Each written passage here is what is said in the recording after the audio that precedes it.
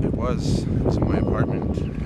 I looked out my door and I saw a large cloud of smoke billowing from my neighbor's apartment, really big. So I registered into my apartment. For some reason, threw my Xbox and my games in a box, my wallet, my smokes. Went for my cat, couldn't find her under the bed. I went to my other room, couldn't find her there, so I just figured I'd get out and leave the door open. So as soon as I got out of my apartment, it was so black I couldn't even see about a foot in front of me. So I just knew that I had to go to the back stairs. I saw the back door open. I could see the bit of light through the smoke, so I just went for the stairs, nearly fell down the stairs getting down there, and I just held my breath, rushed out, and I saw my neighbor Tim and his wife Nat and their son outside, and she was crying, so I knew that there was something serious. So I just stayed, and then I saw all the smoke coming out, so I knew that the fire was spreading, and I just, at that point, I realized that my cat was still up there, and they had shut the basement doors, the back and the front, so that the oxygen, I guess, couldn't get to the fire. But I knew that I couldn't get my cat because of that, or she couldn't get out, and my sister was with me, so my sister started freaking out, and there was a lot of commotion.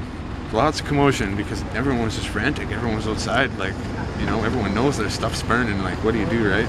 So it was pretty hectic. In the fire department, they had got to a call, I guess, for a forest fire, and so they were on call, so they couldn't get here for about half an hour. So by the time they got here, the fire was out of control. So there's nothing much they could do at that point, you know. So you're talking about your cat? She's gone? I don't know that, right? I mean, she could have got out. They're cats, right? They do have that survival instinct. So I hope she got out. I just don't know how she would have, you know.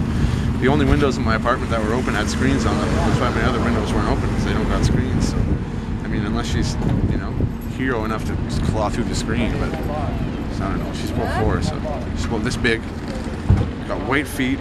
She's got a white stripe going on her right or left eye. I think it's her right, going right up there. And her name is Bape. So if you guys see her, anyone, if you guys live in Callander, you see her, holler for me. My number is 978-2438. 978-2438. If you see her, just give me a call. It'd be awesome.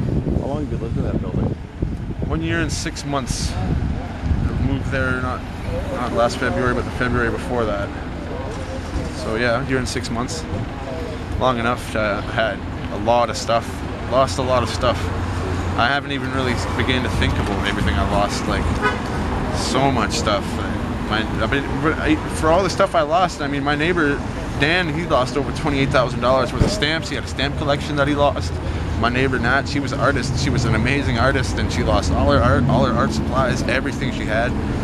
And you know, she still hasn't got over. I don't know what she's gonna do. That was her livelihood. So, you know, a lot of people lost more than just their homes. You know, like what they live for. You know. What are you doing right now? Where are you staying right now? I slept at my mom's last night. Well, I stayed there. I didn't really sleep much, but I stayed at my mom's. So right now, I'm just trying to take it in. You know, like let it settle. I haven't really took it in. I stare at the building, and it doesn't make sense. You know, like I walk back to my sister's, and it's so weird. You know. Feel like I'm going to my house, but I'm not, you know. It's probably one of the worst feelings I've had in my life. Has anybody talked to you about next steps, or people ask me what I'm going to do, but I don't know what I'm going to do, you know. I've never been, like, I've lost my stuff before, but, you know, by choice, you know, not like to a fire, you know.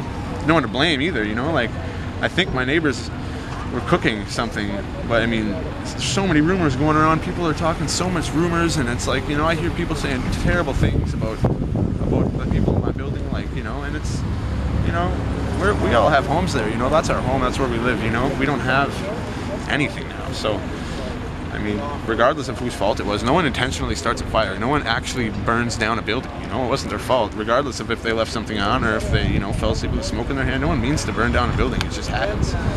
I'm sure that, you know, my neighbor Aaron lost his cat, just like me, you know.